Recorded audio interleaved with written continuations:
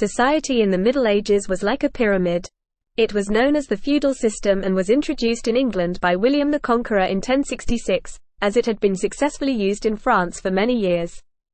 The class you were born into was generally where you would stay for your entire life. At the top was the king. He was in complete control. He owned all the land and was responsible for the well-being of all his subjects. The king would keep some of the land for himself, about 25%, and would rent or give land to nobles in exchange for loyalty and money. The king would also give some land to the church. Below the king was the nobles. These could be people from rich and important families, but also included important members of the church. The land the nobles gained from the king was known as the manor. On the manor, the noble was in complete control. He decided on a system of justice and punishments, made their own coinage and set their own taxes. In exchange for the land that made them rich, they had to serve on the king's royal council, pay rent to the king, and provide him with knights.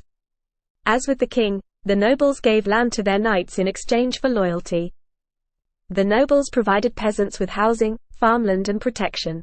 In exchange, they looked after the nobles' animals, farmed the land, and provided free labor a few days a week to maintain the manor.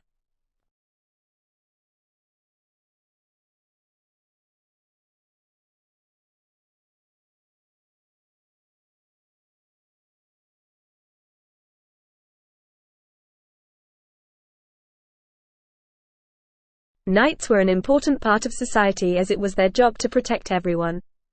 In exchange for devoting their lives to fighting, they would be rewarded with land. This meant that they were rich, which paid for their armor, weapons and horse, though not quite as rich as the nobles. They would use peasants to farm their land for them.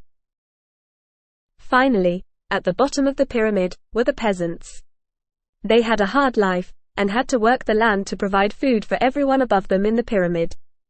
Around 90% of the people in the Middle Ages were in this social class. They had very few rights and rarely left the area in which they were born. They were not technically slaves, as nobles could not buy or sell them, but most of what they produced belonged to those above them. They could also only marry with the permission of the noble they worked for. The average life expectancy for a peasant in the Middle Ages was 35 years. Women in the Middle Ages were thought of as inferior to men. This was a belief held by the church, and this spread to everyone else. Noble women were sometimes educated by private tutors and were allowed to inherit land from their husbands, though most land would pass to a son. When the husband was at war, noble women would have to run and defend their husband's land. However, generally life was limited to staying at home, or being sent to a convent. For peasant women, life was much harder. They worked in the home, had children, and helped their husbands farm the land. They weren't educated, and young girls usually learned practical skills from their mothers, like sewing and weaving.